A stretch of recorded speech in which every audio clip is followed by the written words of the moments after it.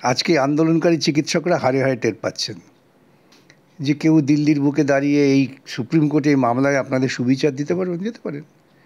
আমার বোধে দিল্লির সুপ্রিম কোর্ট এখানে বিচার করতে পারবে না। এখনও সিবিআই তদন্তকে ব্যাহত করার জন্য পরিকল্পনা চলছে। সুপ্রিম কোর্ট 30 তারিখ কেন, আগামী 30 বছরেও বলতে পারবে না যে ওকে ফাঁসি দাও। প্রথম দুদিন সুপ্রিম কোর্টে দাঁড়িয়ে যখন আমি নিশ্চিত করতে পারলাম যে সুপ্রিম কোর্ট সিবিআই তদন্তে হস্তক্ষেপ করছেন না, তারা রিপোর্ট চাইছেন কিভাবে তদন্ত এগোচ্ছে, সেখানে তো নির্যাতিতার হয়ে কিছু বলার নেই। যদি নির্যাতিতার স্বার্থকেই রক্ষা করতে হয় তাহলে তদন্তের গ্যারেন্টিটা সৃষ্টি করতে হবে। এই মামলার পেছনে স্বার্থ নেই যে মামলাটা আঁকড়ে রাখতেই হবে। যখন তারা বললেন, এই মনোভাব প্রকাশ করলেন, আমি অবাক হয়ে গিয়েছি। কিন্তু সঙ্গে সঙ্গে আমি বলেছি যে আপনারা নিয়ে যান। কিছু বিশ্বাস করলেন। এখানে হচ্ছে নৈতিকতার ঘাটতি, সেটা তো একটা দুর্বলতা। এই দুর্বলতার প্রশ্ন আসছে কেন আজকে এতদিন পর? এখানেই অনেক প্রশ্ন উঠে যায়। কেন এই হত্যাকাণ্ড বা ধর্ষণকাণ্ড যাই বলুন, তার কোনো প্রত্যক্ষদর্শী নেই, এটাও তো বুঝতে হবে। কিন্তু এই তদন্তটাকে গুলিয়ে দেওয়ার চেষ্টা হচ্ছে। আগামী 30 তারিখ তিলোত্তমা মামলার শুনানি। তো এই তিলোত্তমা মামলা আমরা প্রত্যেকেই জানি যে আপনি যখন এই ঘটনা ঘটে আপনি তার তিলোত্তমার বাবা মায়ের কাছে যান এবং আপনি নিজে এই মামলার ভার নিয়েছিলেন এবং সম্পূর্ণ বিনা পারিশ্রমিকে। কিন্তু পরবর্তীকালে জানা যাচ্ছে যে আপনি এই মামলা থেকে সরে এসেছেন এবং অন্য একজন বৃন্দা গ্রোভার, একজন আইনজীবী, মহিলা আইনজীবী, তিনি এই মামলা করছেন। কিন্তু আমার প্রশ্নটা যেখানে বিকাশদা, যে এই বিষয়টাকে কেন্দ্র করে আসল বিষয়টা হয়তো এখনও অনেকের কাছেই পরিষ্কার নয়, কিন্তু একটা মহলে একাংশে প্রশ্ন আসছে যে আপনি মমতা বন্দ্যোপাধ্যায়ের এজেন্ট, আপনি মমতা বন্দ্যোপাধ্যায়ের কাছের লোক এবং আপনি এই মামলায় থাকলে হয়তো সুবিচার পাওয়া যাবে না, সেই কারণে আপনার উপরে ভরসা করা যাচ্ছে না। আজকে সেই জন্য আপনার সরাসরি মুখোমুখি। দেখুন, আমি দেখেছি কয়েকটা পোর্টালে যখন সিবিআই তদন্তের আদেশ হলো, তারা বললেন যে মমতার এজেন্ট। কেন সিবিআই তদন্ত হলো? আমি একজন শুনতাম, তিনি বলছেন যদি সিবিআই তদন্ত না হতো তাহলে মমতার ঘাড়ে দোষ পড়তো। মানে তাদের উদ্দেশ্য তদন্ত নয়, উদ্দেশ্য হচ্ছে কে কাকে গাল দিতে পারবে। তা আজকে দেখা যাচ্ছে যে সিবিআই তদন্ত হওয়ার ফলে অনেক সত্য উদ্ঘাটিত হচ্ছে। সুতরাং যারা চেয়েছিলেন আমাকে দাগিয়ে দিতে উদ্দেশ্যমূলকভাবে, তাদের আজকে মুখে কালি। আর দ্বিতীয় কথা হচ্ছে যে এখনও সিবিআই তদন্তকে ব্যাহত করার জন্য পরিকল্পনা চলছে। একটা জিনিস পরিষ্কার জেনে নিন, তিলোত্তমা সংক্রান্ত কোনো বিচার সুপ্রিম কোর্টে হচ্ছে না। সুপ্রিম কোর্টের কাছে কোনো বিচার্য বিষয় নেই। এটা সাধারণ মানুষ হয়তো বোঝেন না, এটা স্পষ্ট করে বলে দেওয়া ভালো। কলকাতা হাইকোর্টের কাছে বিচার্য ছিল যে তদন্ত রাজ্য পুলিশ করবে না সিবিআই করবে। কলকাতা হাইকোর্ট রায় দিয়েছেন যে সিবিআই করবে। তার দুদিন পরে সুপ্রিম কোর্ট তারা স্বতঃপ্রণোদিত হয়ে একটা অভিযোগ গ্রহণ করলেন। দেশব্যাপী চিকিৎসকরা ধর্মঘট করছেন, সেই ধর্মঘটের ফলে স্বাস্থ্য ব্যবস্থা বিপর্যস্ত হচ্ছে। স্বাস্থ্য ব্যবস্থা মানুষের মৌলিক অধিকার, তাই একটি সংস্থার পক্ষ থেকে সুপ্রিম কোর্টের নজরে এটা আনা হয়। সুপ্রিম কোর্ট তখন তারা এটাকে স্বতঃপ্রণোদিত হয়ে গ্রহণ করেন এবং গ্রহণ করে তারা একটা উচ্চ পর্যায়ের কমিটি তৈরি করে দেন কিভাবে চিকিৎসকদের নিরাপত্তার গ্যারেন্টি সৃষ্টি করা যায়। তিলোত্তমার তদন্ত বা বিচার সংক্রান্ত বিষয় কিন্তু সুপ্রিম কোর্টে নেই। সুপ্রিম কোর্ট সাজা দিতে পারে না। সুপ্রিম কোর্ট 30 তারিখ কেন, আগামী 30 বছরেও বলতে পারবে না যে ওকে ফাঁসি দাও। মানুষ জানেন না, সাধারণ মানুষের বোধ নেই। তাদের কাছে প্রচার মাধ্যমের যে বার্তা যায়, ভুল বার্তা অধিকাংশই সেটা যায়।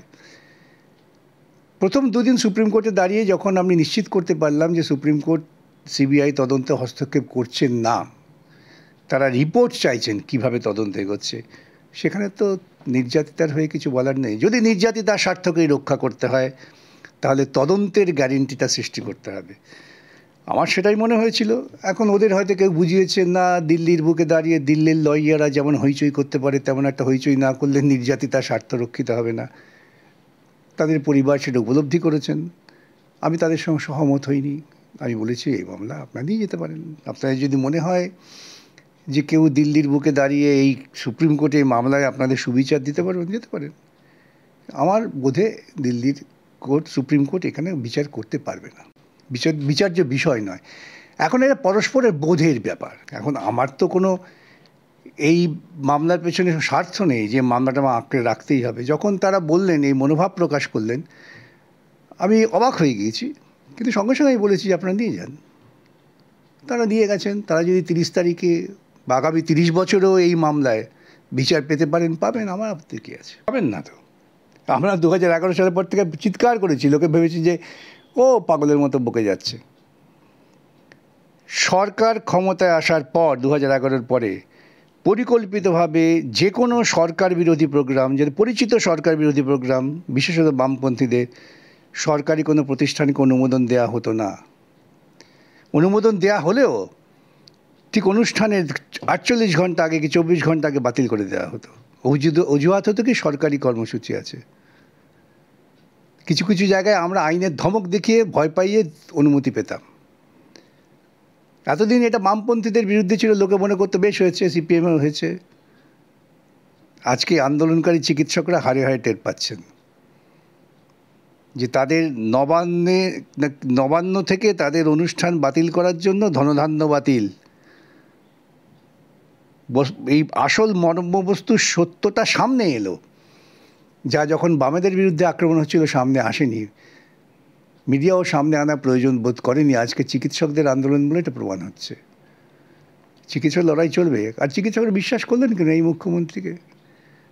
দেখান তো আজ পর্যন্ত এই মুখ্যমন্ত্রী কোথায় সত্যি কথা বলেছেন এবং কোথায় তিনি তার কথা, যেটা জনগণের স্বার্থে হবে, সেটা রক্ষা করেছেন?